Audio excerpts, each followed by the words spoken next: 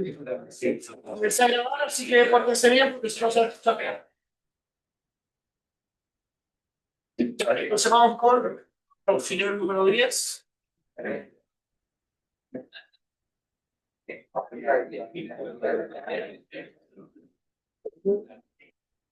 Ya, aquí lo importante es que las preguntas, tanto la P1, la P2 como la P3, tienen enfoques, pero terminan estando todos bien marcados. ¿Qué es lo que creo yo? Que en este control, siempre y absolutamente siempre, una pregunta va a ser de Cauchy-Riemann y solo de Cauchy-Riemann. ¿Sí? Verificar las condiciones, ver que algo cumple, no cumple, que es holomorfa, es diferencial, etcétera, etcétera. Todo eso está metido en una pregunta de Cauchy-Riemann. Ahora, todos los otros teoremas, Cauchy-Fuchs, la fórmula de Cauchy, el teorema de los residuos, pueden estar mezclados en una misma pregunta. ¿Sí? Eso es común. Dependiendo de cuántas preguntas sean, etcétera, etcétera. Pero siempre la distribución P1, Cauchy-Riemann y solo de Cauchy-Riemann, o probar algo con los números complejos, pero es mucho más algebraico. Y ya la P2 y la P3 pueden estar mezcladas. De Cauchy-Bursat, de fórmula de Cauchy, de la fórmula integral de Cauchy, de algún otro resultado por ahí de los residuos, de los polos, puede estar todo mezclado por ahí. ¿Cuál es mi sospecha? ¿Cuál es mi sospecha? ¿Qué onda? Una pregunta va a ser de Cauchy-Riemann, otra pregunta va a ser de Cauchy-Bursat y fórmula de Cauchy, y una pregunta 3 va a ser de residuos. Es mi sospecha, puedo estar totalmente equivocado. Pero eso más o menos. Recuerden que la que está marcada es la de Cauchy-Riemann, ninguna más.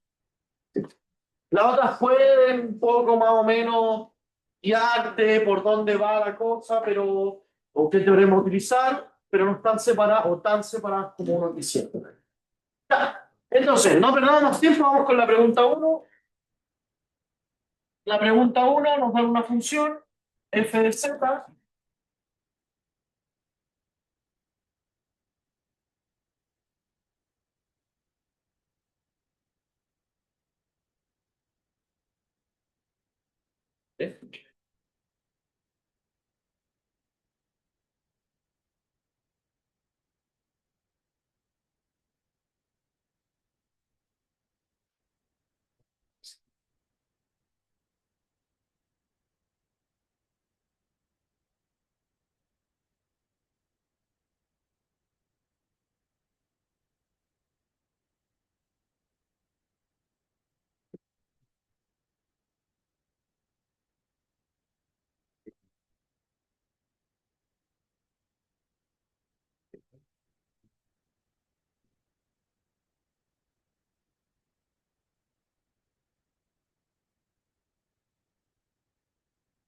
Entonces, vamos con la primera pregunta. La primera pregunta nos da una función, una f de z, que tiene explícitamente otra función a, que es de valor real a valor real. Que va a valor real, y se comporta de la manera siguiente. Tengo la función a evaluada en x al cuadrado menos la función a evaluada en y al cuadrado, más dos veces y por x por ahí. Entonces ahí está marcada bien fuertemente la f de z, que el número complejo tiene. Estamos bien. Además me dicen que A de RNM es continuamente derivable, así que se porta bien. Y me preguntan, o lo que me piden demostrar, es que f es derivable en ciertos puntos que cumplen cierta igualdad. ¿Cierto? A ver, específicamente, tales que AX igual a igual 0 o A' de X igual a A' de Y. Y encontrar la derivada en dichos puntos. Claro. Primero que todo, primero que todo, ¿cuáles son las condiciones que tenemos que buscar? Sea Freset diferencial. ¿Mm? Que sea Freset diferencial. Ya, pero más potente que eso. ¿Cuál es el gran teorema que hay que ocupar en este tipo de, de preguntas? Chilenos, ¿no? Hay que buscar los puntos que cumplan las condiciones de Cauchy-Riemann, ver qué igualdades tienen, etcétera, etcétera. Entonces, escribamos eso en primer lugar. Hay que anotarlo bien, porque no es difícil. Hay que anotarlo bien. ¿Cómo lo anotamos bien? De la siguiente manera. Denotando. Tenemos que encontrar un U de XY y un B de XY asociado a la función f de z. ¿Sí? Cuando tengamos sea, eso ya nos va a dar una pista clara de cuál es la parte real, cuál es la parte parcial, etcétera, etcétera. Entonces, denotando u de xy y b de xy. En esa función real, ¿quién es el u de xy? La recta a los cuadrados, ¿sí o no? Entonces me va a quedar, esto es ax al cuadrado menos ay al cuadrado. ¿Y qué es bx? Bueno, todo lo demás. Sería 2ax a esto. ¿Cierto? ¿Sí o no? ¿Todo bien ahí? Ojo, la parte más que no va a venir. Es muy común, la parte más que no va a venir. Muy bien. Ahora, u y b como funciones son continuamente diferenciables. Sí, sí, cierto, porque la lo es. Entonces, como a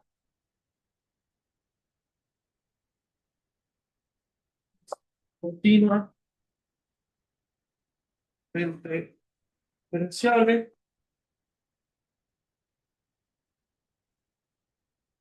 entonces u y b también lo son.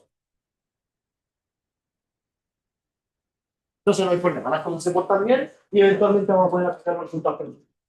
Ya. Entonces los puntos buscados, porque nosotros queremos condiciones sobre los puntos buscados son aquellos que cumplen 8 y Riemann. Entonces, los puntos buscados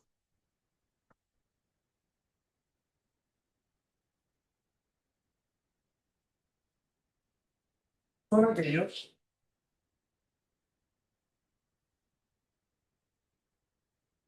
que cumplen las condiciones de Cauchy. Siempre escribo Riemann. Es con 2N, ¿cierto? Con 2N. Ya, espectacular.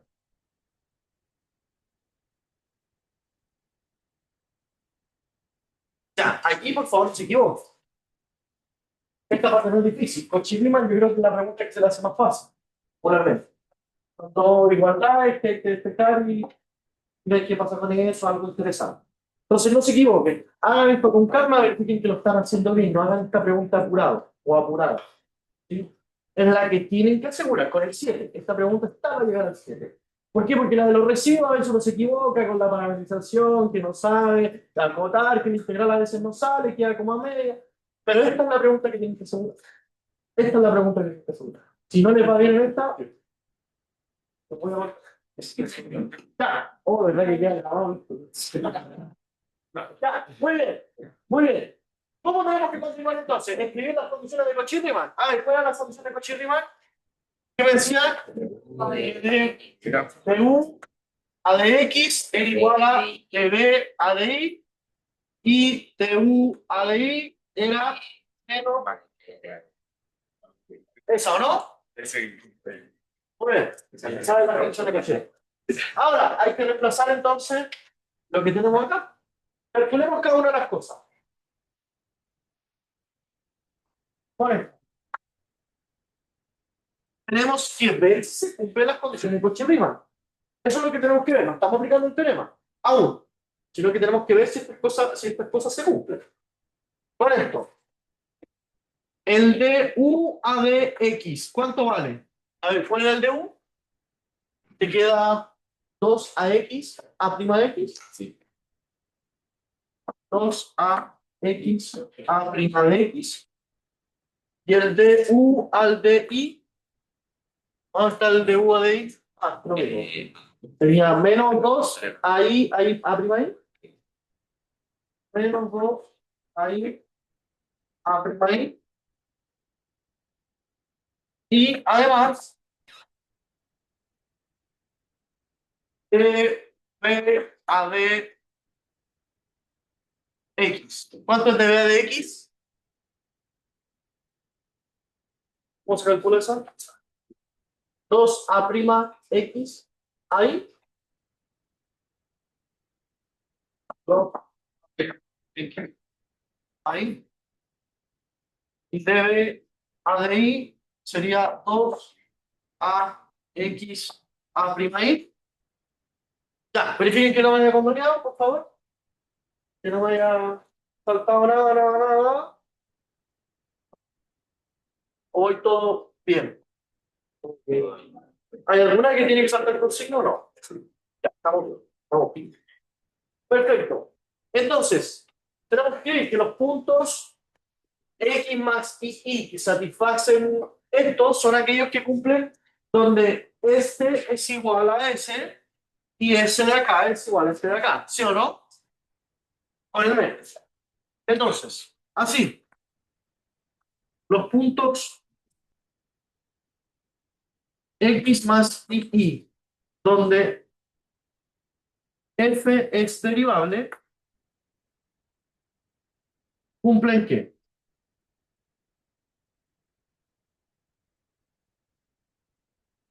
¿Quién vamos a colocar? Rico.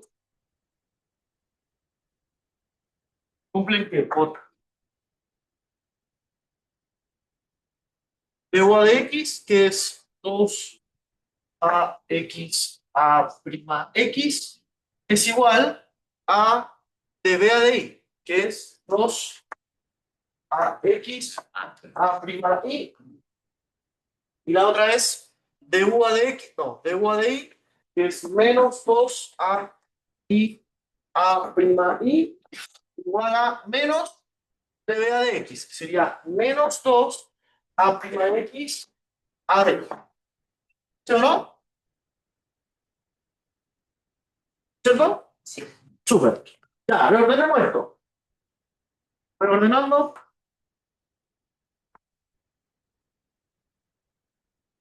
tenemos que 2ax por a' x menos a' y es igual a 0. Y del otro lado me queda que 2a por a' y menos a' x es igual a 0, ¿cierto? Me quedan esas dos igualdades. ¿Sí o no? ¿Muy bien? ¿O me condoné en algo? ¿No? Bien. Entonces, ¿qué podemos decir al respecto? Para que se cumplan las condiciones de Cauchy-Riemann, tenemos dos opciones. O esto es cero, consecuencia esto también va a ser cero, ¿cierto? Entonces, o esto es cero, o estos dos hacen cero. ¿No? Ya, veamos. Vamos a cambiar de...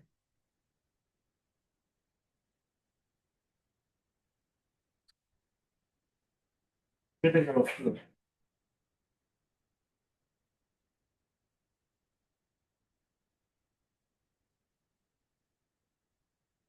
Oye, ayer... Ah, no, estamos grabando, no puedo contar el amigo.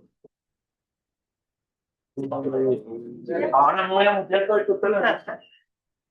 Después de que mute toda la clase. Entonces, con esto,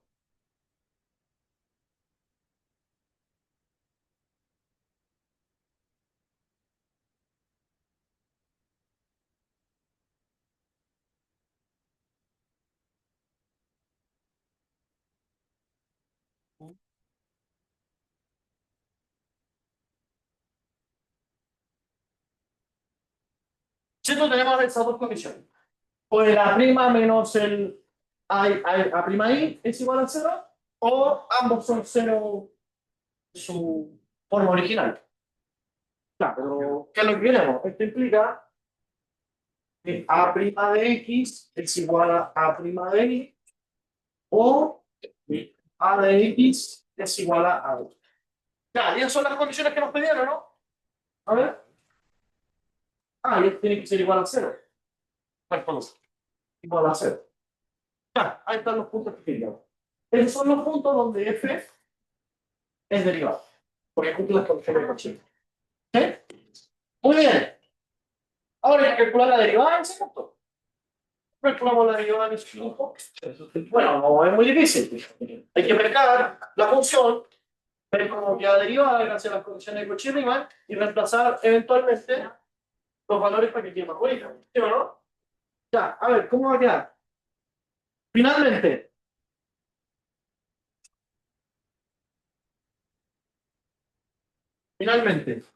f' de z, nosotros conocemos por resultados, ¿cierto? Por este mismo cochifriman, que estos son la suma de las derivadas de ¿qué? De x, de x, ¿no? Entonces me queda du a de x más y veces db a de x, ¿sí o no? Ya, entonces tenemos que reemplazar lo que queremos. A ver, el du a de x, ¿cuál era? Era 2 a x a prima x más y veces, y el db a de x era. Sería 2i a prima x. A, ya, aquí donde vamos a dar esto. Sí, ya, a ver, esto es x, x, pero a prima x igual a la prima y, dejémoslo y, ¿o no? ¿O no van a dar esto ustedes? No. Bueno, a mí sí, así que la voy a hacer. Entonces, esto es a prima y, entonces me queda 2 a x a prima x más 2i a prima y. Ah, ahí está la deriva. Perfecto. Perfecto, perfecto, perfecto. ¿Dudas, consultas? ¿O vamos bien con este calentamiento? Sí. Que la derivada de f se puede explicar también como con la derivada parcial con respecto a y. Claro. También vale. Sí, vale, cualquiera de los dos. ¿Por qué? Porque se cumplen las condiciones de Cauchy-Riemann, entonces después reemplazar la cualquiera. Bien, vamos con la siguiente entonces.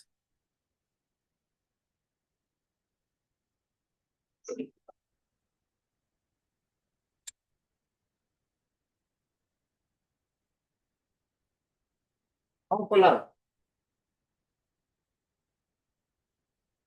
Veamos que si f es una función holomorfa, entonces el conjugado del conjugado también es un.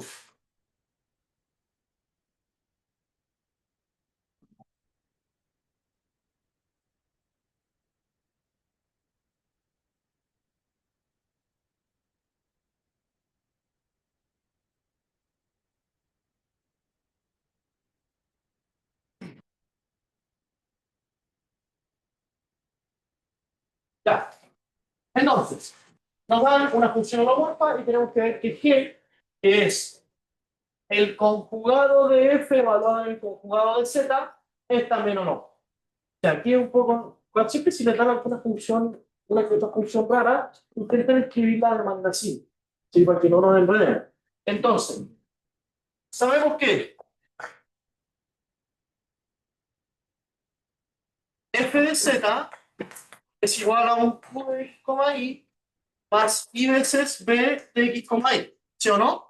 Y además es holomorfa, entonces cumple con Cauchy-Riemann, es decir, la derivada de Wenek igual a la derivada de Beni, y la derivada de Weni es igual a menos la derivada de Beni, ¿cierto? Tenemos eso por ahí dado vuelta. O sea, lo tenemos en la herramienta. Ahora, adicionalmente a eso, tenemos que escribir qué en función de las variables que tenemos acá, ¿sí o no?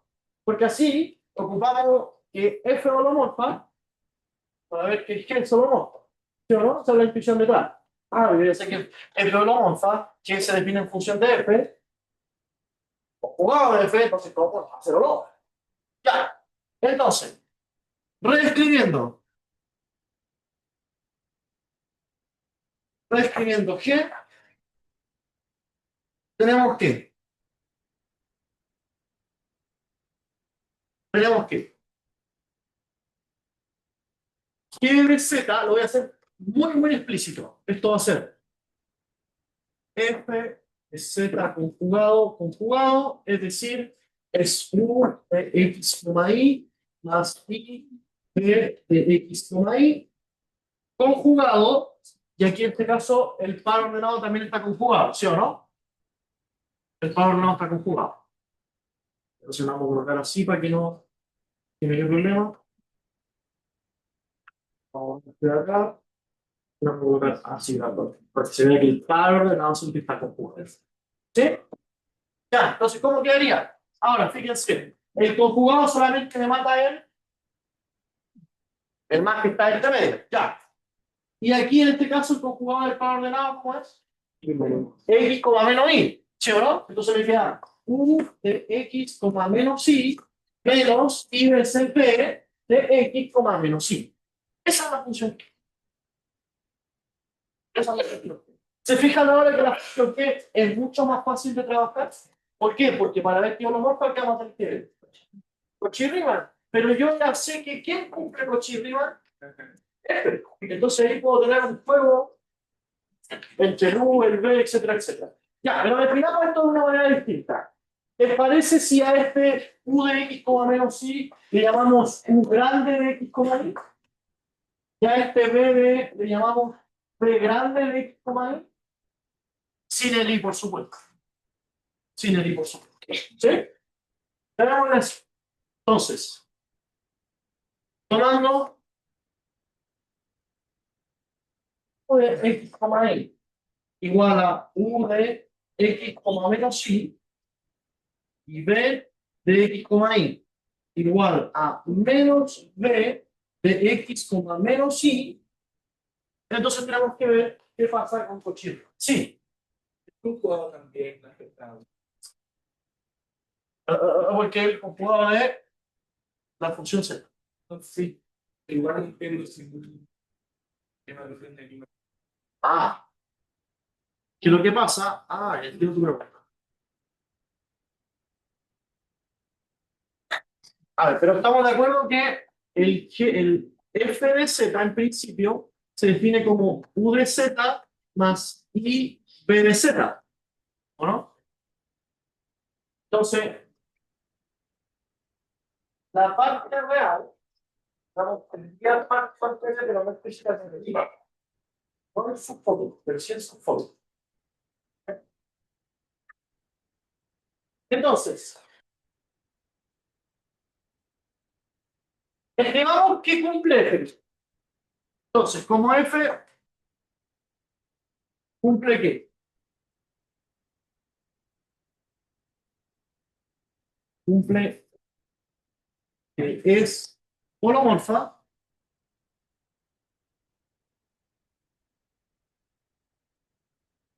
Entonces tenemos que du a dx es igual a db a di, que du a di es igual a menos db a dx, ¿cierto? ¿Sí o no? Ya, veamos. En particular se va a cumplir, igual se va a cumplir valor en estos puntos, ¿no? Se cumple para todos los puntos.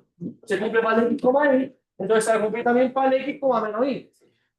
O para el menos x, y. O para el menos x, menos y. Da lo mismo. Se cumple siempre.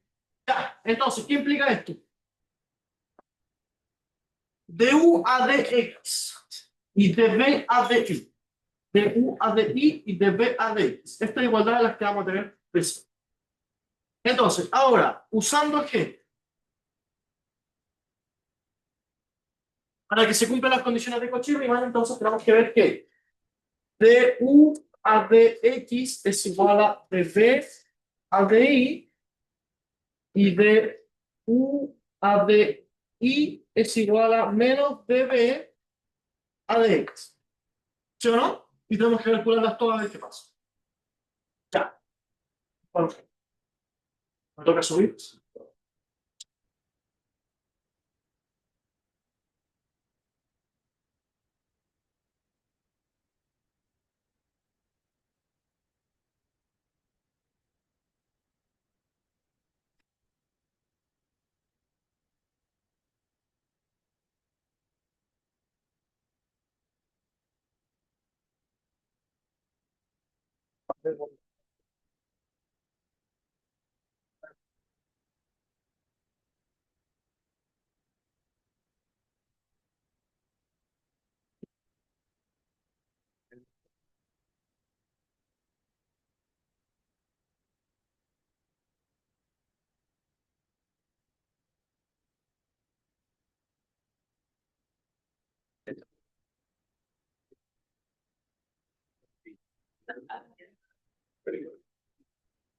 Muy bien. Entonces, calculemos estos famosos parámetros para ver si se cumple lo que nosotros queremos. Ya.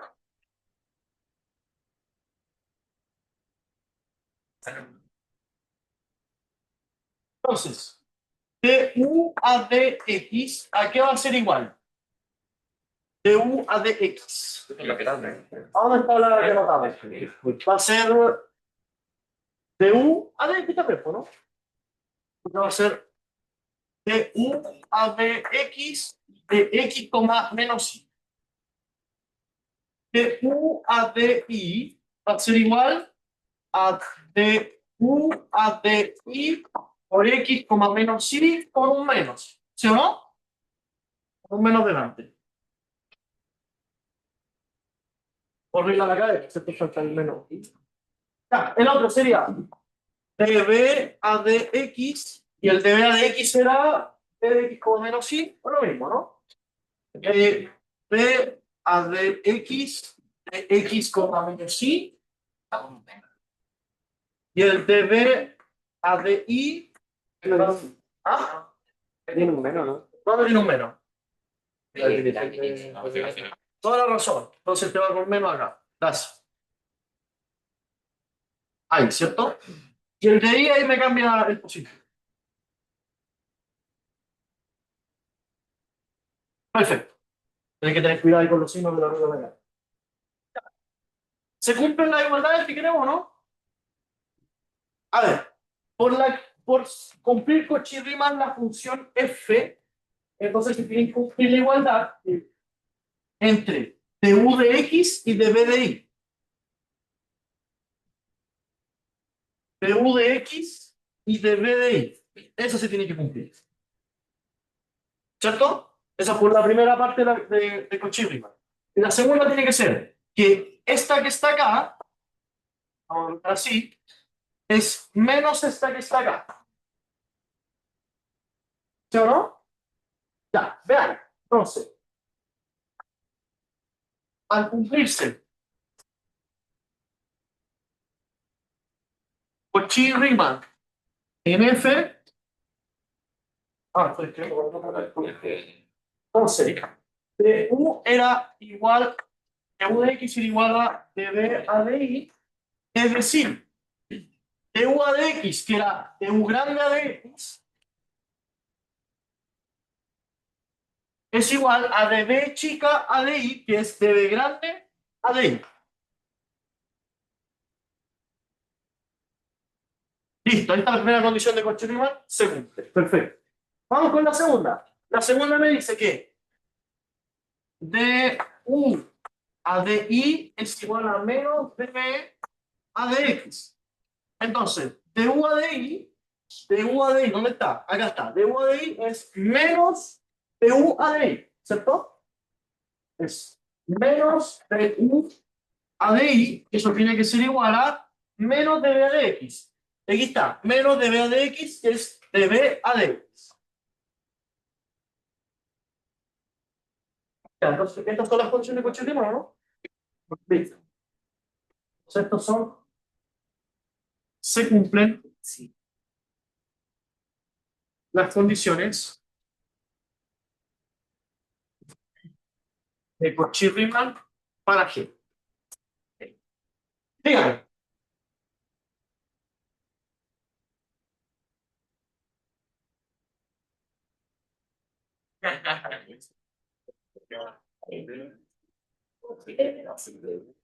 Vamos, acá, acá. Estamos de acuerdo que está acá. Ya. Entonces, nosotros sabemos que U es igual a U. U grande es igual a U chico, ¿no? Y el se va a con respecto a I, me queda de U a de I por la derivada del menos I. Y el menos U. Y es el menos I. Solamente la derivada. La regla de la cadena simple. ¿Lo ves? Bien. Entonces, se cumplen las condiciones de Cauchy-Riemann para G. En consecuencia, G es una función ¿Cómo ¿o no? Sí, ahí está la respuesta. Ahí está la respuesta. Al pasar de mayúscula a minúscula. ¿Qué le pareció? La cosa, ¿no? Una lata con estas preguntas, contabilidad parcial, tanto aquí, tanto allá. Pero es más sencillo. Ya, muy bien. Vamos con la pregunta que nos va a sacar cara. Rápido. B grande es igual a B chica, menos B chica. Entonces, si lo deriváis con respecto de aquí, no tiene menos, pero si lo deriváis con respecto a aquí, se va a ver menos. Igual la otra, la primera queda normal porque debería quedar con menos. Y el segundo queda con menos. Vale, de ahí.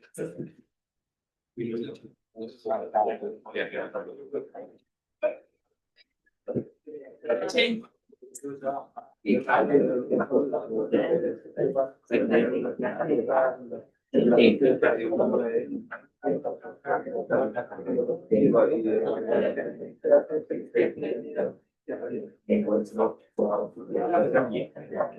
Y con la lo único que te pasa la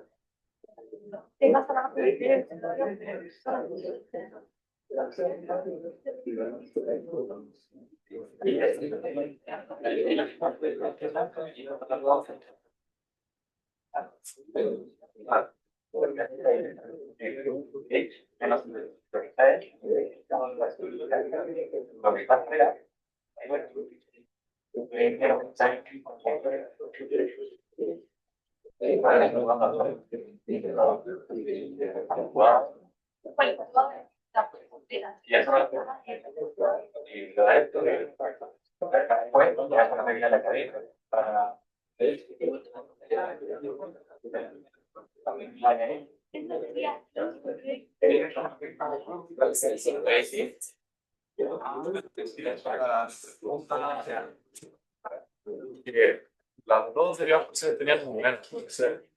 Ah, ya, espera. ¿Sí sabe la canción de Petit Papá? Sí. Entonces, tú vas a buscar el de UAD. Allá está el de UAD, ¿cierto? Ah, derecho. Sí, tienes que reemplazarlo como calcado. Ya. ¿Sí o no? Listo.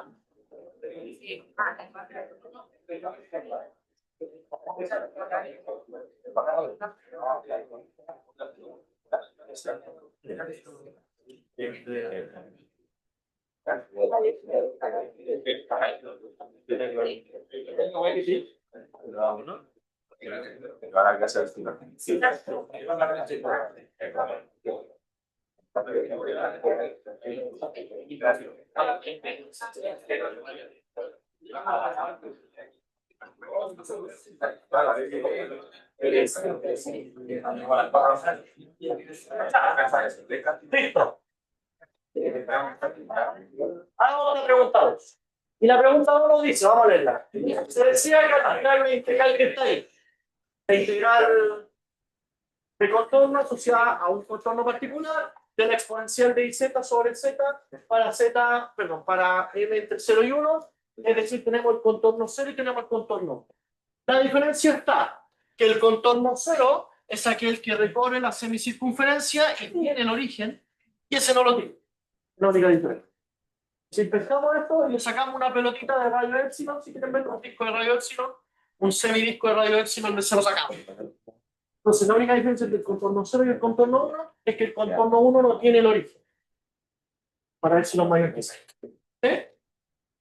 Obviamente, eso alguna consecuencia va a tener.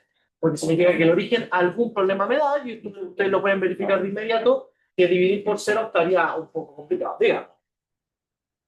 ¿Qué es el convexo? Convexo. No lo es. Yo tomo un punto acá, y lo que pasa entre medio ya no está dentro del contorno. Ah, con eso sí. Lo que le damos para el convexo. Sí, convexo. Convexo es muy fuerte. Una propiedad demasiado potente.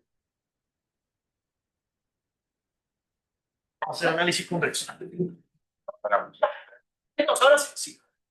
¿Cuál es la diferencia entre conexo y simplemente conexo? un detallito. Mira, mientras tanto, veamos que la conexidad solamente que yo, para dos puntos, tengo un camino que lo recorre. Solamente vemos los detalles, porque es como un detalle mínimo entre una y otra. Para términos del problema, tomémoslo como lo mismo. Ya. Cierto. Entonces, veamos qué es lo que tenemos que hacer primero.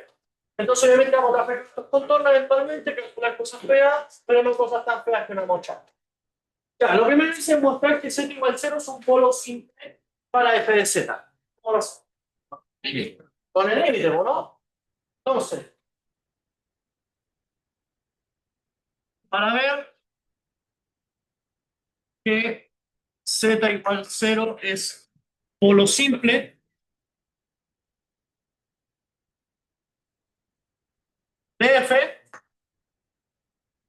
mira, de hecho es mejor aún, porque nos dicen demuestre que es polo simple. Ni siquiera tenemos que empezar a probar, ver si cumple con el 0, con el 1, no es necesario.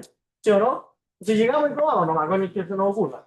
Ya, el polo simple, entonces, ¿con cuál probamos? Por 1. Ya. ¿Cómo era? El límite, para ver que es polo simple de f, veamos que existe el límite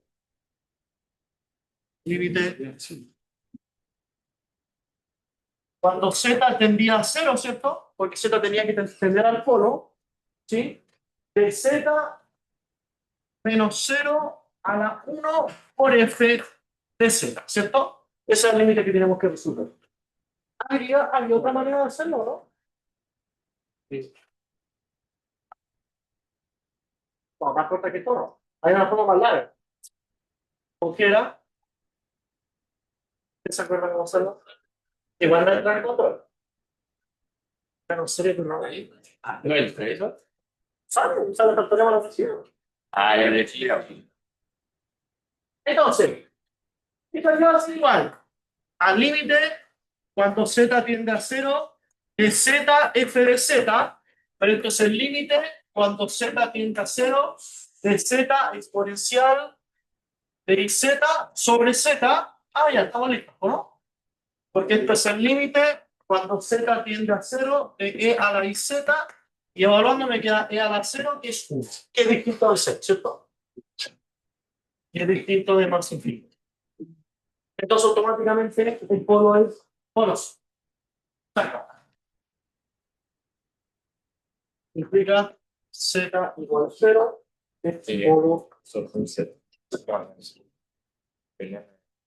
aquí tiene asegurado 0,5. Sí.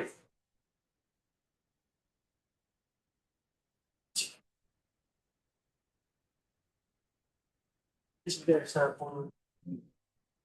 Partan de ello. Ya. A ver, vamos a borrar. Lo voy para acá, ¿cierto? Lo que hay que hacer es el límite de esto. Sí. Cuando tiene la 0.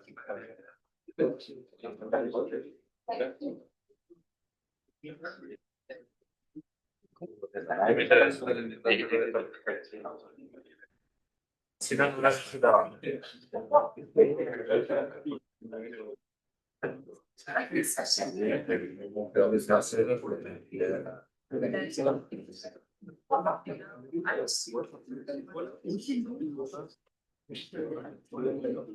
Ya. Entonces, vamos con la B.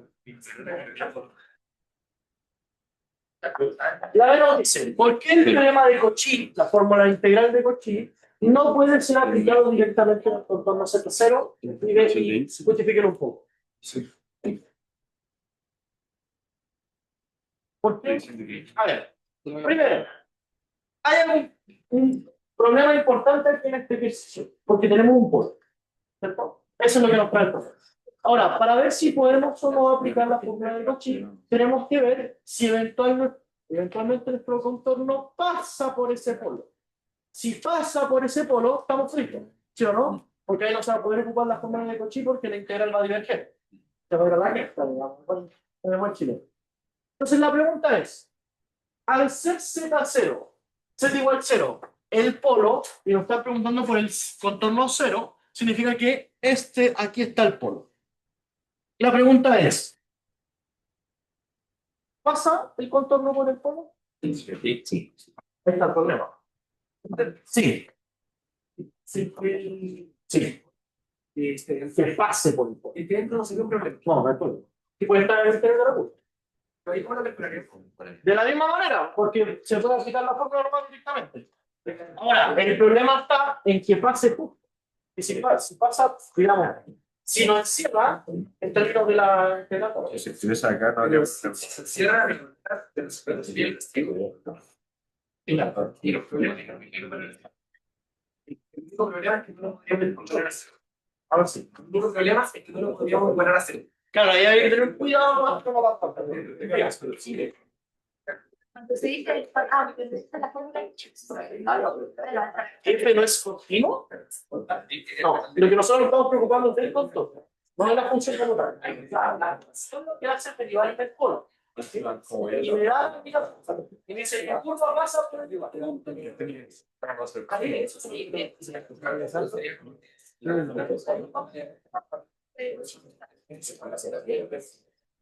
Sí. Entonces, ¿cómo justificamos esto? A ver, escribámoslo bien. Escribámoslo bien. Entonces, el problema de Cochino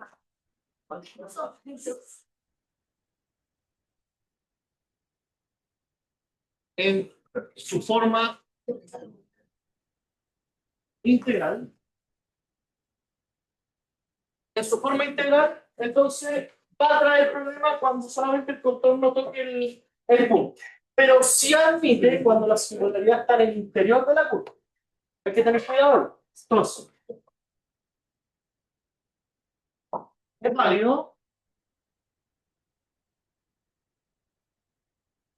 cuando la singularidad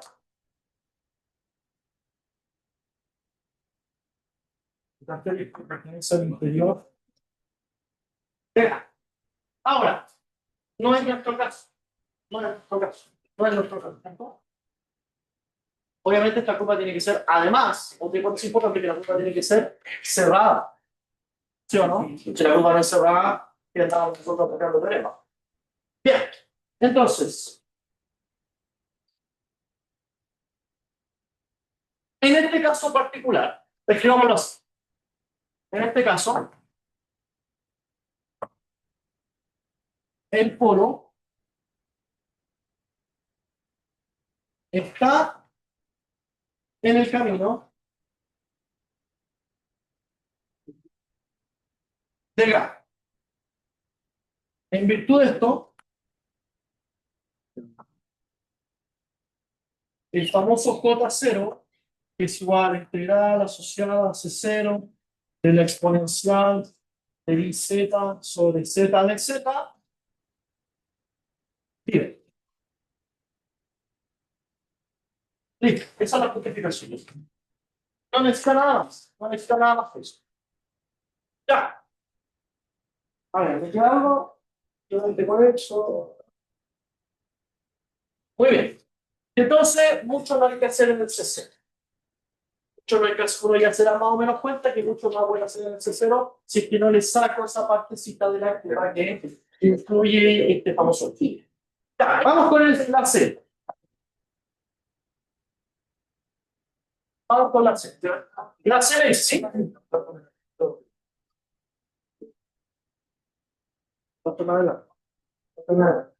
Entonces, ahora considera el contorno C1, el cual habita la singularidad del Z0 de la región de omega, a través de la circunferencia de radio X.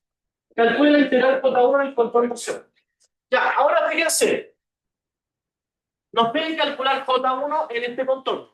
Pero en el segundo contorno, lo que ustedes tienen que darse cuenta es que ahora, a diferencia del primero, el polo no está dentro de la curva, no pasa. La curva no pasa, ni tampoco está dentro. Ni tampoco está dentro. En consecuencia, estamos calculando la integral de toda la vida, ¿no? ¿Sí o no? En una curva cerrada, simplemente conexa y todas las tonterías que. Ya, ¿cuánto vale eso entonces la integral de eso? ¿En virtud de qué teorema? De Cauchy-Boursin. Listo. Al tiro por Cauchy-Boursin. Entonces, como el polo queda afuera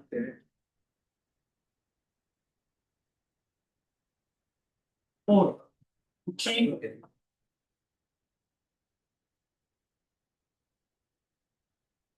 J1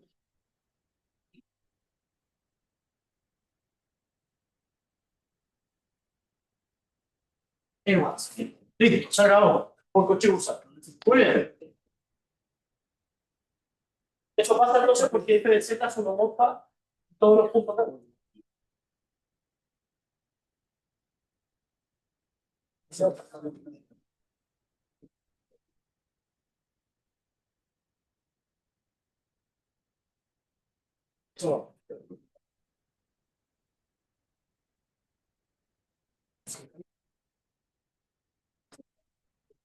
Listo. Ahí. Sí.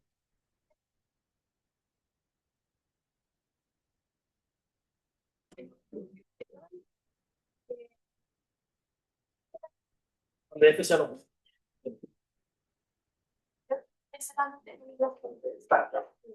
Muy bien. ¿Qué más? Ah, ya, con eso estamos listos para hacer. No hay mucho más que añadir.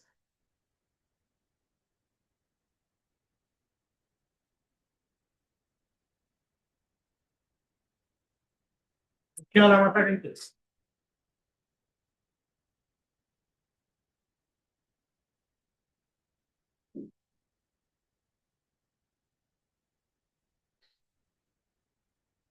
Sí.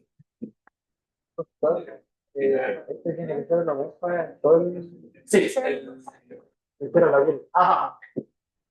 Y lo pongo también. Ahora nos pide calcular. Pide calcular toda una opción.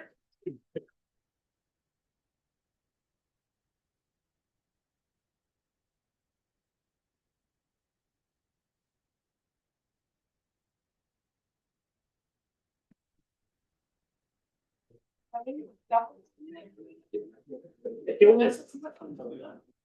Pero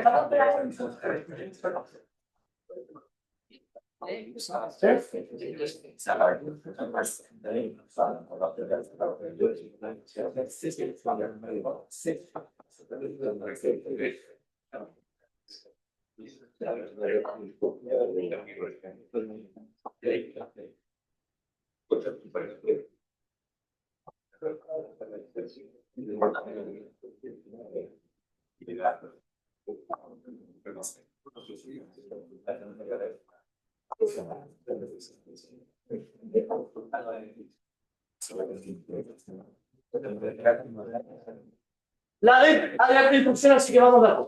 Nos dicen, en relación a la pregunta anterior, considere el J1 igual a la sumatoria de cuatro integrales, donde la primera integral va de menos R a menos epsilon, la segunda es la parte de la curva que tiene la semicircunferencia radio epsilon, la tercera de R a epsilon y la última es la semicircunferencia radio R, ¿cierto? Es como recorrerlo de esta manera.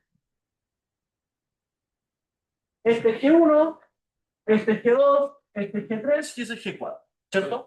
E ir integrando a partir, digamos, por pedazos. ¿Qué nos dice ahora? Las curvas son las semicircunferencias que aparecen en la curva G1 con orientaciones respectivas. Me piden calcular la integral de G2 y G4 considerando límites epsilon tendiendo a 0 y ahora tendiendo a infinito. Y luego construir una fórmula que contenga el valor de J1 determinado por el problema C. Y las integrales que subcaben en expresión C. Multiplica cada paso y nos dicen que le podemos dar la parametrización Z igual a epsilon que a la de. Muy bien, vamos a poco. Entonces, primero calculemos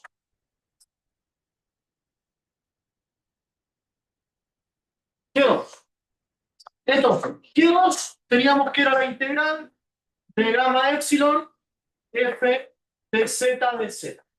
Ahora, para poder calcular la integral de contorno asociado a esa curva, ¿cómo era la integral? Era f evaluado en qué? La parametrización con la derivada de la parametrización. Perfecto. Entonces, esto va a ser La integral de gamma epsilon f asociado a, ¿cuál es la parametrización? A ver, ¿cómo menciona la parametrización? Se siente igual epsilon e a la i teta, ¿sí o no? Esa es la clase. No, en este caso la epsilon e a la i teta por la derivada de eso que sería i epsilon e a la i teta de teta, ¿sí o no? Ah, pero teta de dónde hasta dónde va? De 0 a pi. De 0 a pi, de pi a 0.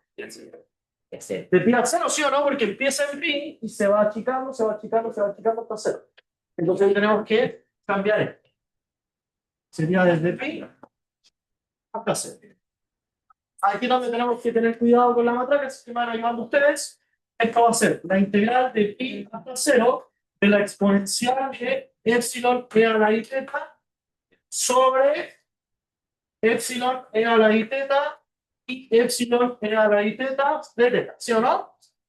Se me va el epsilon e a la i teta, se me va el epsilon e a la i teta, sale el i, entonces me queda i veces integral de 0 a pi de la exponencial de epsilon e a la i teta de teta, ¿sí o no?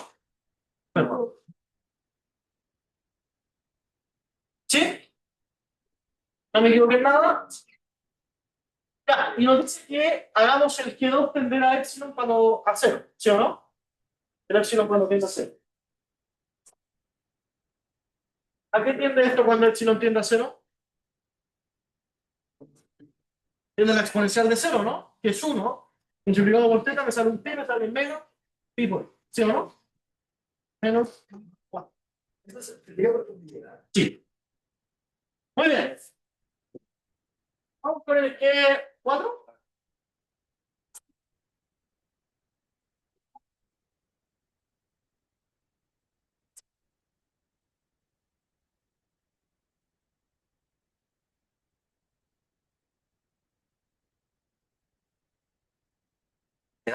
Bien.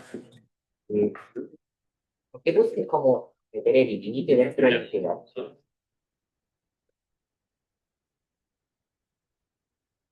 Yo voy a poner términos generales porque la cuestión de hecho va a ser infinita.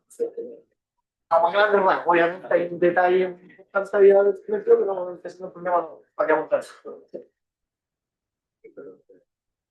Ya, sí.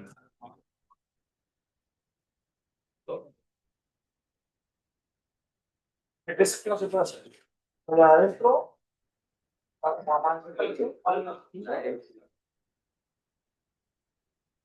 ya. Entonces, ya tenemos la primera integral. Vamos con la segunda. G4. G4 vale signo. No.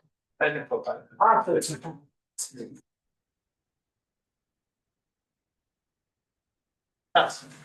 Ya. Entonces está la integral de gamma R de f de z de z. Esto va a ser la integral de f de r e a la z por i r e a la z de z. Y ahora sí, la pregunta es, ¿desde dónde hasta dónde va esta integral? Porque fíjense, la anterior iba desde pi hasta 0, pero ahora va desde 0 hasta pi. Perfecto. Desde 0 hasta pi.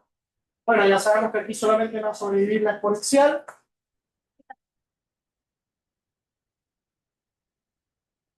Y ahí nos dice, ah, bueno, pero tenemos el R tendiendo a infinito. ¿Qué pasa cuando el R tiende a infinito? ¿Cómo se va? ¿Qué pasa cuando la se va a? Hay que hacer un arreglo entonces, antes de pasar el límite con todas sus letras. Entonces, hagamos un pequeño arreglo. Y el arreglo que uno siempre hace es intentar acotar a través del módulo, ¿sí o no? Ahí es donde empiezan estos ejercicios, empezar a acotar, acotar, acotar. Entonces, en primer lugar, desarmemos el E a la I teta. Yo siempre les recomiendo eso. Díganme.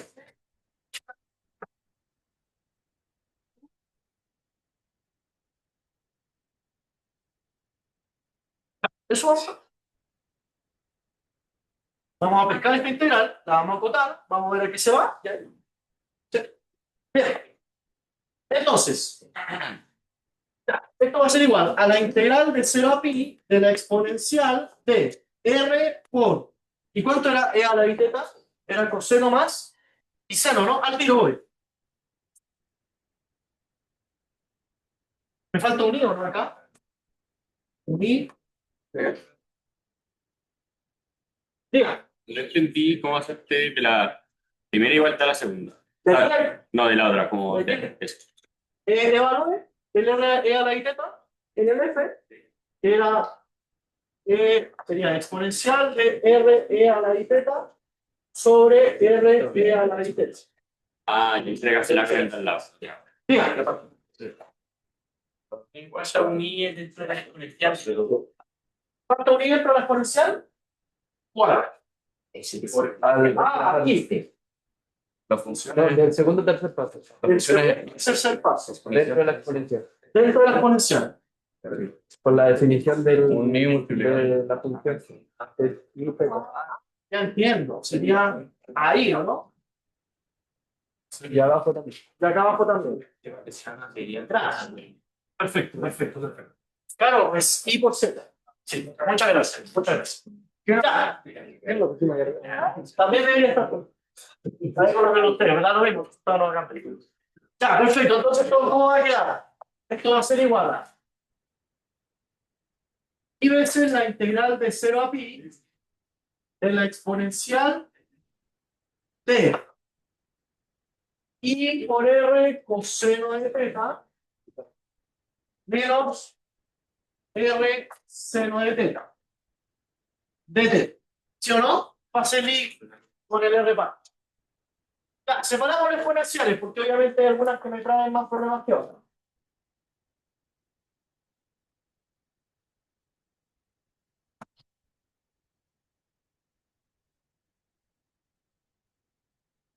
Ya, la pregunta es, ¿cuál es la exponencial que me trae problemas? Esta no, ¿cierto? Porque el R yo cuando tengo infinito hasta se me hace cero. Pero esta es la que me trae problemas, ¿sí o no? Además tiene un I. ¿Qué pasa cuando tengo de la forma E a la I por algo? ¿Qué le puedo aplicar el módulo, no? Ya, estudiamos el módulo. Estudiamos el módulo. Entonces, estudiando el módulo, tenemos que el módulo de G4 va a ser igual al módulo de I integral de 0 a pi, de la exponencial de R coseno de teta, de exponencial de menos R seno de teta, etc. ¿Cierto? ¿Cierto? Sí. Ya, anotamos. Entonces el módulo integral es más chico que el integral del módulo. ¿El módulo de I cuánto es? Ya, listo, lo sacamos. O sea, de la integral de 0 a pi del módulo de la exponencial de IR coseno de teta por el módulo de la exponencial de menos R seno de teta de t. Ya, ¿cuál de aquí se me hace uno? El primero, ¿cierto? Este de acá se hace uno. Bueno, explico. Sí. Es uno. Algo clásico. Diga. Aunque sea continua eso. Porque se va a infinito.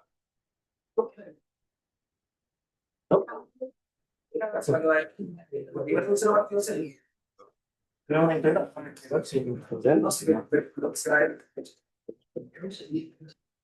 No nos metamos en complicaciones que nos puedan traer, ¿no? Porque aquí no hay un. Tenemos que tener una división. Entonces, que no nos metamos en eso. Ya, esto se hace uno. ¿Todos de acuerdo que esto se hace uno? Porque el módulo de la liteta, el coseno cuadrado. Entonces, ¿cómo queda? Esto me queda como la integral de 0 a pi, el módulo de la exponencial de menos r, seno de teta, de teta. ¿Sí o no? Ya, la pregunta es, digo, ¿No habría que ponerle un menor igual, o sea, un mayor igual? ¿dónde? Ahí sí. Perfecto. Ya, ahora sí. ¿Estamos bien hasta el momento? ¿No me contaron nada? ¿No está ok? Súper. Ya. Voy a seguir ahí.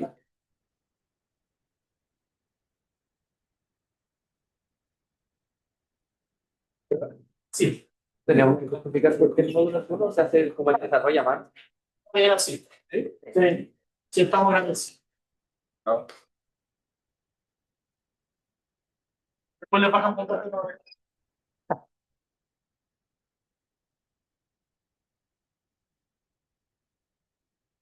Que ya sé.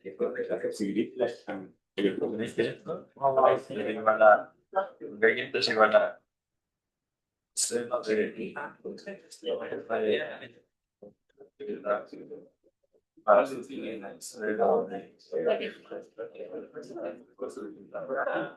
Entonces, tenemos que, ya, finalmente, por favor, finalmente, el módulo de G4 va a ser igual a la integral del 0 a pi de 1 sobre la exponencial de R 0 de teta de z. ¿Sí o no? Y ahora sí, la pregunta es, ¿podemos ahora sí crear el límite cuando R tiende a infinito? Aquí. ¿Sí o no? ¿Seguro? Sí, porque está bien grabado. Sí, sí se puede. Díganme, No pensé por qué es de iba uno, perdón. ¿cuál sí vamos? El módulo de la exponencial. Tengo algo de este estilo, ¿cierto? Y esto es coseno de teta más y seno de teta, ¿cierto? Esto es mi número completo. Calcula el módulo como número completo. Y se te va uno. Porque quería raíz de coseno cuadrado de teta más seno cuadrado de teta. Súper. Ya. Perfecto. Entonces, teniendo esto, cuando R tiende a infinito, entonces me queda que esto vale 0. Se acabó. Se acabó. Entonces, que 4 vale 0. Ya. Tenemos entonces que 4 es igual a 0 cuando R tiende a infinito. Y tenemos que G2 es igual a menos I por pi. Sí. ¿Sí? Cuando epsilon tiende a 0. Ya tenemos dos de las cuatro integrales. Pero además me dice que lo ideal es que hagamos una fórmula para poder calcular el J que nos pedía. Entonces, nosotros sabíamos que el J1, por otro lado, como J1 era igual a G1 más G2 más G3 más G4, y además yo sé que el J1, ¿cuánto vale? Cero, ¿no? Por lo anterior. Cero. Ya tenemos G1, perdón, ya tenemos G2 y ya tenemos G4. Y el G3 y el G1 están definidos de qué manera? A ver, pues vamos a escribir. Esto significa que 0 igual J1 igual a G1. ¿Puede el G1? Vamos al G1, otro G1. En la integral de menos R a menos epsilon de f de x más G2 que vale menos I por pi más el G3 que es la integral de epsilon a r de f de x más el G4 es 0. Ah, pero hay que tener ojo aquí porque estoy haciendo una notación. Pero puedo colocar r con epsilon, colocar el i teta y el 0 cuando el epsilon tiende a 0 y el r tiende a más infinito. Entonces, pues como, ya, esto está bien escrito, pero se entiende. A uso de notación. Así que no se pongan ahí. A uso de notación. Díganme. ¿Le pusiste fx como a propósito? Sí, a propósito. Ya. Entonces, bien escrito, bien escrito. Acuérdense que estos resultados, este resultado era cuando epsilon tiende a 0 y este resultado era cuando r tiende a infinito. Entonces no puedo escribir esto así, porque el límite lo tengo que pasar completo, ¿sí o no? Ambos límites. Entonces, bien escrito, ¿cómo va a quedar? Que 0 es igual a J1 igual a la integral de menos infinito a 0 de f de x menos i por pi más la integral desde 0 hasta infinito de f de x más 0 y eso no lo escribo. ¿Sí o no? Por favor, calmadamente, diríjase hacia las escaleras y salga del edificio utilizando las vías de escape.